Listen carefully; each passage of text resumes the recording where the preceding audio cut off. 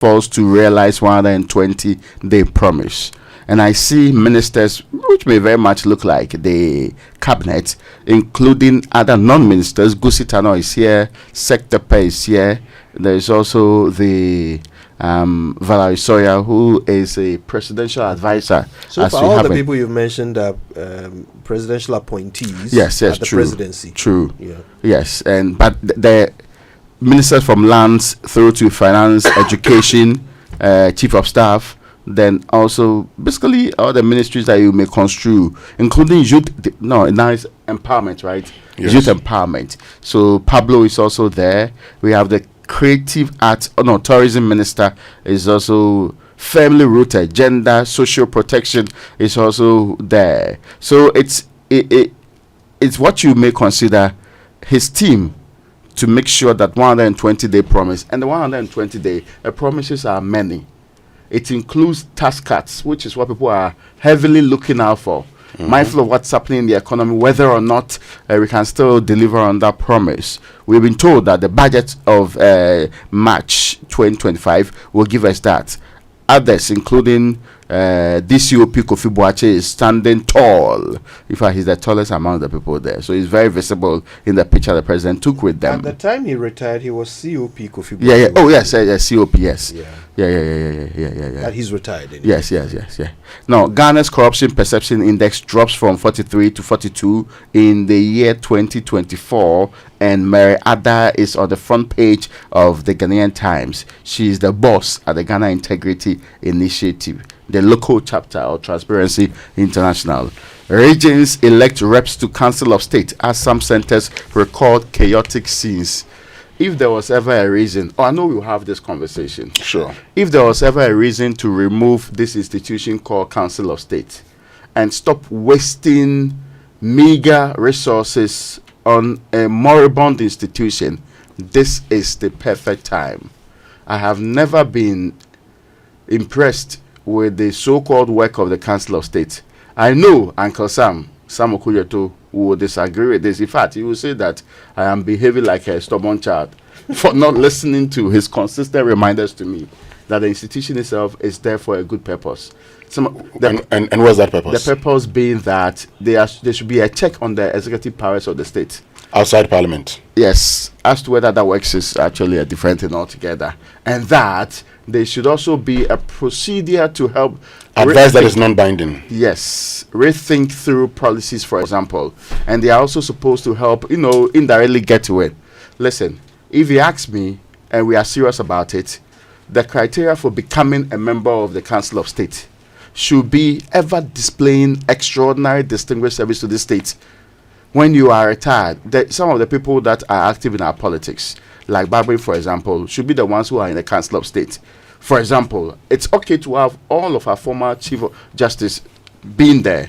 It's also okay to have, even though they are represented, to have some of these distinguished people, because their years of public service alone is enough learning for a new president.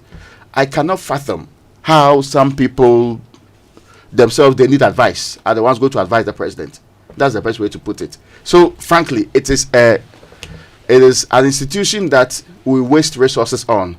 If we are going to go the American way and get some people to help us cut back on rots, this is one of the institutions that we should remove. I put 100%. John Kufuor's time, there were proposals that it should be made a second chamber of Parliament, where, as I said, very distinguished people get in there, where we are 100% sure that if you put Nana Kwame Kwetia in there, if you really put Professor SKB Asante in there, there's no way I would ever complain. You get my point? Even if they are merely giving advice, because sometimes even president, there are some people that I can't take advice from. It's obvious, right? The thing is, the people, they lack advice themselves. The thing is you see, it's our what's that expression that Winston introduced a couple of weeks ago? Our own cognitive what? Dissonance. You want to say your opinion? I'm going to quote somebody else. No, I love that expression. It fits. We suffered a bit of cognitive dissonance when we were deciding what kind of system of government we want to run. True. When we decided to go and pick the British and American system and create a hybrid. Yeah. Because in these two systems, where does Council of State fit? Senate. It isn't the Senate. Yes. It's not a second house. Yes. It isn't the House of Lords. Yeah. It's not. Yeah. What is it? We have formed our own, amalgam. What It's is also it? another amalgam of the Okay. two. Yes. And because it lacks that identity, its membership will also lack definition, which is why we end up with all manner of people, finding Please. themselves there. Can we remove it without mean- even a constitutional review or any of the other things? You have to think about it. If you have members of the Council of State being investigated for crimes, I mean, really, the people who advise the president are investigated for crimes? Yes. How to avoid being caught? No, Now, no, talk no, to the president. No. Now, let's get to the new finder. Thank And, you so much. There's a story that I'm sure a lot of young men and women will be interested in. Is it how to get you to the Council of State? Not at all. Uh-huh. The high cost of I do. Experts warn against overspending on weddings. Since the three of us are all men, I'm sure that we even agree with the story before it is read.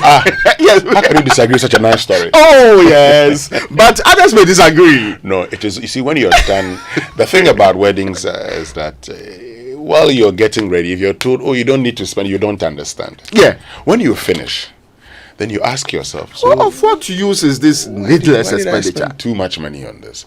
So, like the young ones will say, "Let me also spend." Yeah. Then I'll be like you after I finish. Yeah, you can't advise me now. No, It's don't Friday. But the only thing I say is that you don't need a loan to marry. I mean, that would be preposterous. Yeah. That would take it to a different level, really. People go for But loans. it's happening. It means that you are not ready for the marriage. Or, you see, it's not compulsory you have to And marry. I mean, people should be able to understand see, that in the first place. The only reason, groups that whenever anybody says, "Oh, one of us is going to get married, let's contribute," I say I won't contribute. Me too. I've never been of that feeling. Yeah. Because you're I do going to not. marry and we I are mean, we I are paying for it. Yeah, you see, when you lose a relative, when you lose somebody close to you, nobody knows when someone is going to die. Even though we say that's the only certainty to life, the uncertainty to it is that you don't know the time. So when it happens that way, why not? We will all contribute. But if you have decided to go and marry, A decision you might have taken 10 years ago. exactly, you planned it. I mean, what business do I have coming to contribute to that? If we are very good friends, I mean, can say yes. I'll support the purchasing of the liquor. Yeah. That's okay. Jojo, for example, if Jojo is getting that married, support I am is always obligated to available. support with something. Yes, of course. Yes. If Jojo is getting married, I am obligated to support. But that's it. Yeah. Me, if I get my if I What is ever get Semefa- married, What's Semefa saying? Yeah. There's disagreement on the floor. I know, obviously.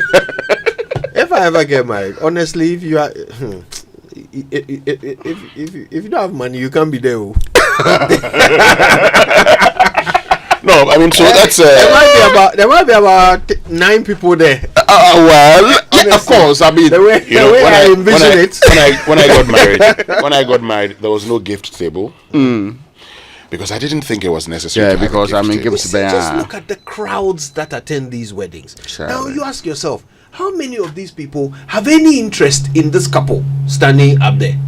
How many of them actually care what happens to those two people? Some of them we really do not want them to be there in the first place. Imagine feeding people that you don't like. You're not in government. You're not entitled to do that. So why did you invite them?